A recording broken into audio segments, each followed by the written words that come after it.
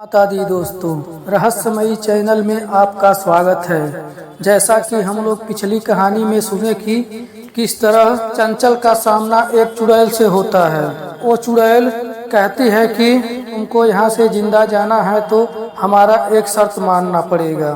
चंचल बोलता है कि कौन सा शर्त? चुड़ैल कहती है कि यहाँ से जिंदा बच के जाना चाहते हो तो तुम्हें मुझसे शादी करना पड़ेगा। सुनकर चंचल और भी डर जाता है। मन ही मन सोचता है कि इस चुड़ैल से पीछा कैसे छुड़ाए। थोड़ी देर सोचने के बाद चंचल बोलता है कि चुड़ैल का और इंसान का मिलन कैसे हो सकता है, हमारी तुम्हारी शादी कैसे हो सकती है। चुड़ैल कहती है कि क्यों नहीं हो सकती, बहुत लोगों ने किया हुआ है और हम तुम्हें नुकसान थोड़ी न पहुँचाएंगे। अगर तुम हमसे शादी कर लेते हो तो हमें तुम्हें बचाने में आसानी होगी। हम तुमको इन भूतों से आसानी से बचा के लेके चले जाएंगे, नहीं तो तुम मारे जाओगे और हम जो चुड़ैल के रूप में भटक रहे हैं हमें भी मुक्ति मिल जाएगी और तुम्हें कुछ करने की जरूरत नहीं पड़ेगी। सारा काम मैं अपने आप कर लूँगी। अब चंचल सोचता है कि अगर चुड़ैल की बात मानते हैं तो भी मरते हैं, अगर नहीं मानते हैं तो भी मरते हैं। इसलिए थोड़ी देर सोचने के बाद चंचल कहता है कि चलो हम तुमसे शादी कर लेंगे, बताओ क्या करना होगा। अब चुड़ैल ने अपने हाथों में 2 माला लेकर उसको एक माला उसको दे दी और एक माला खुद अपने पास रख ली। इतने में वहाँ का माहौल बदल जाता है। वो जो सारे भूत थे वहाँ इकट्ठा हो जाते हैं और चीखने चिल्लाने लगते हैं। ये देखकर चंचल और भी डर जाता है। तब चुड़ैल उसके पास जाकर बोलती है कि डरो मत, ये सारे बाराती हैं और हमारे शादी के गवाह भी होंगे। तब चुड़ैल उसके गले में एक माला पहना देती है और बोलती है कि अब तुम अपना माला हमें पहनाओ। और चंचल डरते डरते माला पहना देता है। ये देखकर सारे भूत नाचने लगते हैं और चीखने चिल्लाने लगते हैं। कुछ देर नाचने चिल्लाने के बाद वो सारे भूत गायब हो जाते हैं और चुड़ैल और लड़का वहीं रह जाते हैं। तब चंचल बोलता है कि अब हमें घर पहुंचाओ।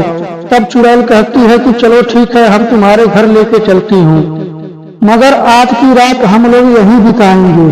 तब चंचल कहता है नहीं, हम लोग अपने घर अपनी रात बिताएंगे।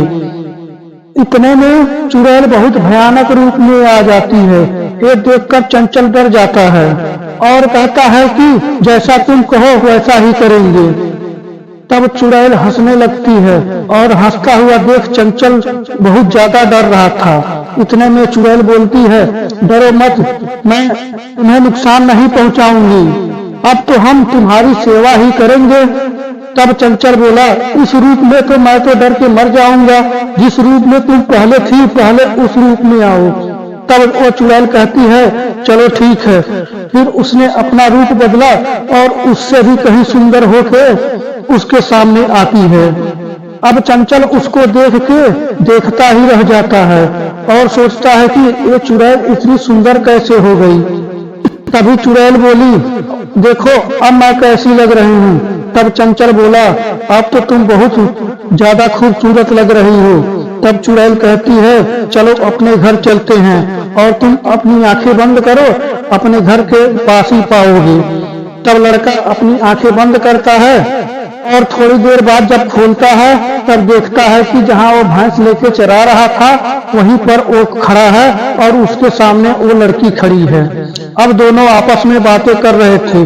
तभी चुड़ैल बोली चलो सारे भैंसों को उनके घर भी पहुंचा दो और हम लोग अपने घर चलते हैं और गांव वालों को मना कर देना कि अब उनका कोई भी काम तुम नहीं करोगे। चंचल बोलता है अगर हम उनका काम नहीं करेंगे तो हम खाएंगे क्या, हमारा तो दाना पानी उन्हीं के घर से चलता है। तब वो चुड़ैल कहती है इसकी परवाह तुम मत करो, जब हम हैं तो तुम्हें कुछ सोचने की जरूरत नहीं है, सारा इंतजाम हम कर लेंगे। तब चंचल कहता है चलो ठीक है। तब एक दूसरे के साथ चल देते हैं और जाते जाते रास्ते में चंचल सोचता है कि अगर गांव वाले पूछेंगे ये लड़की कहाँ से आई और तुम्हें कहाँ से मिली तो हम क्या जवाब देंगे। इस बात को वो चुड़ैल से कहता है। तब वो चुड़ैल कहती है कि ऐसा करो, तुम बोल देना कि मैं जंगल में भैंस चराने गया था, तब वहां पर ये लड़की मिली है और ये अपना रास्ता भटक गई है, इसलिए हम इसके साथ ले आए हैं, हम इससे शादी करना चाहते हैं। तब गांव वाले हमारी शादी करा देंगे और गांव वालों की नजरों में हम लोग पति पत्नी बन के रहेंगे, इससे हमारा और तुम्हारा कोई नुकसान नहीं होगा। तब घर पहुंचकर वो सारे भैंसों को जिनका जिनका था उनके घर पहुंचा देता है। घर पहुंचाने के बाद सबसे मना करने लगता है। तब वो सब पूछते हैं कि क्यों, क्या बात हो गई। तब वो बताता है कि हमने किसी लड़की से शादी कर ली है, अब हम उसी के साथ रहेंगे। ये बात सुनकर गांव वाले बड़े खुश होते हैं कि चलो किसी तरह चंचल का शादी हो गया।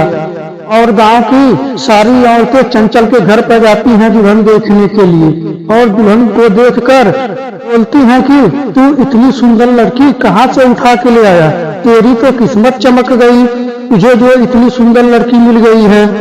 इससे चंचल और वो चुड़ैल एक दूसरे को देख के मुस्कुराने लगते हैं और कुछ देर के बाद सारी औरतें अपने घर चली जाती हैं और शाम होने लगती है। तब चंचल कहता है कि मैं जाता हूँ, किसी के घर से कुछ खाने के लिए व्यवस्था करके आता हूँ। तब वो चुड़ैल कहती है नहीं, तुम यहीं बैठो, मैं तुम्हारे लिए खाना लेके आती हूँ। ये कहकर वो दूसरे कमरे में चली जाती है जहाँ पर खाने पीने का सामान रखा होता है, लेकिन वहाँ पर कुछ नहीं था। इसलिए वो अपने जादुई शक्ति से, जादुई शक्ति कह लीजिए या चुड़ैल वाली शक्ति कह लीजिए, उससे वो सारा सामान वहाँ पर इकट्ठा कर देती है और गर्मा गर्म खाना लेकर चंचल के सामने जाती है। चंचल ये देखकर हैरान रह जाता है और सोचता है कि हमारे घर में तो कुछ नहीं था और इतना बढ़िया खाना कहाँ से ये लेके आई। चंचल पूछता है कि ये सारा सामान तुम कहाँ से लेके आई हो, हमारे घर में तो कुछ नहीं था। तब वो कहती है ऐसा करो, तुम खाने पे ध्यान दो, तुमको पूछने की कुछ जरूरत नहीं है, जो चीज तुम्हें खाने का मन करे वो हमसे बता दिया करो, हम तुम्हारे लिए हर चीज पेश कर दिया करेंगे। ये सुनकर चंचल तो एक तरह से खुश भी हो रहा था, लेकिन मन ही मन अंदर ही अंदर बहुत ज्यादा डर रहा था, क्योंकि रात होने वाली थी और उसके साथ एक चुड़ैल थी। फिर खाना खाने के बाद वो आराम से वहीं बैठ गया और सोचने लगा कि अब रात कैसे कटेगी। तभी वो लड़की कहती है ऐसा करते हैं, अब चलो सोने के लिए चलते हैं। तब लड़का कहता है कि हमारे घर में सोने के लिए कोई ऐसा व्यवस्था नहीं है, हम यहीं नीचे ही सोते हैं। तब लड़की जिद करती है, कहती है कि चलो दूसरे कमरे में चलते हैं। तो उसका हाथ पकड़कर दूसरे कमरे में ले जाती है और वहाँ वो जाकर हैरान रह जाता है। वो देखता है कि जो उसका छोटा सा कमरा था वो बहुत भारी कमरे में बदल गया है। वहाँ पर बहुत बढ़िया बढ़िया चीजें रखी हुई हैं सोने के लिए, बैठने के लिए, जैसे राजा महाराजाओं का महल होता है उस हिसाब से उसका वो छोटा सा कमरा सजा हुआ था और बहुत ज्यादा जगह दिखाई दे रहा था। ये देखकर चंचल हैरान रह जाता है और उस चुड़ैल से पूछता है ये क्या है। तब वो चुड़ैल कहती है तुम बस देखते जाओ, बाहर से तो अपना घर छोटा सा ही दिखेगा, लेकिन अंदर से पूरा महल नजर आएगा। अगर ये बात तुम बाहर किसी से कहना नहीं, किसी को बताना नहीं तो तुम्हारा ही नुकसान होगा। लोग तुम्हारे महल को देखने के लिए आएंगे और हमें डिस्टर्ब करेंगे। अगर हम डिस्टर्ब हुए तो तुम डिस्टर्ब हो जाओगे।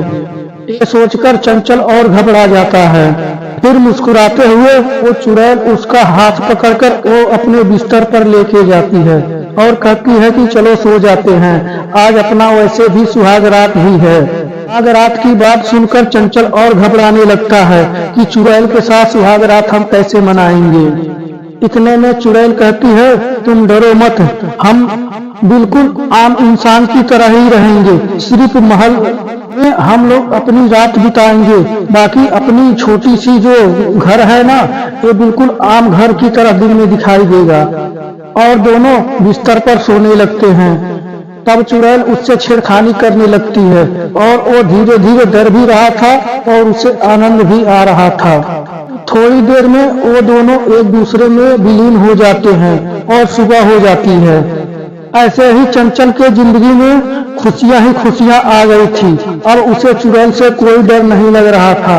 अब दोनों एक दूसरे के साथ बहुत खुश थे। और एक दिन की बात है, गांव के चौराहे पर 3 लोगों की सिर कटी हुई लाश मिलती है, जिससे गांव वाले और भी डर जाते हैं।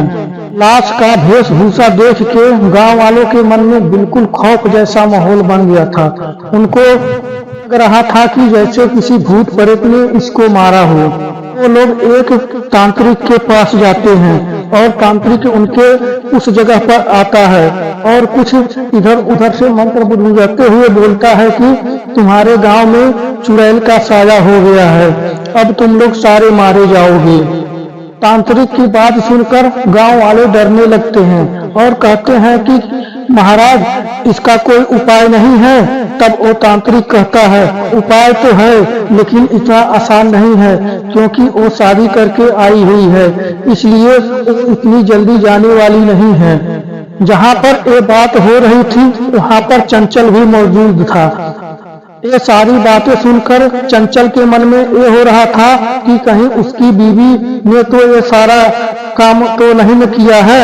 ये सोच के वो और भी घबराने लगता है और डरने लगता है कि कहीं उसकी बीवी गांव वालों को मार रही है तो उसे भी मारेगी। डरते डरते वो घर पे जाता है और सारी बात अपनी बीवी से कहता है। तब वो चुड़ैल कहती है कि घबराओ नहीं, वो हमें पकड़ने के लिए आया है। वो अपनी तंत्र मंत्र शक्ति से ये जान लिया है कि इस गांव में एक बहुत ही शक्तिशाली चुड़ैल का आगमन हुआ है, इसलिए वो पीठ पीछे वार कर रहा है। वो जो 3 लाश मिली थी वो सब उसकी माया थी। तुम अपने गांव के सभी आदमियों को गिनती करके देखो, सबको पता करके देखो, अपने गांव के सारे आदमी मौजूद पाए जाएंगे, लेकिन ये तांत्रिक की माया है, इसलिए वो गांव वालों को भ्रमित कर रहा है ताकि वो हमें अपने बस में कर सके। इसलिए तुम अपने घर पर किसी को आने नहीं देना, ना किसी को अपने साथ लेके आना, नहीं तो अपना पोल पट्टी खुल जाएगा और वो तांत्रिक हम पर हावी हो जाएगा। और वो तांत्रिक इस गांव में आ चुका था और गांव वालों को भ्रमित कर रहा था और गांव वाले उसकी बातों में आ जाते हैं और उसे अपने घर पर रहने के लिए अनुमति दे देते हैं। ये बात सुनकर तांत्रिक बहुत खुश होता है और कहता है कि अब तो मेरा काम आसान हो जाएगा। अब आगे क्या हुआ जानेंगे अगले भाग में। नमस्कार।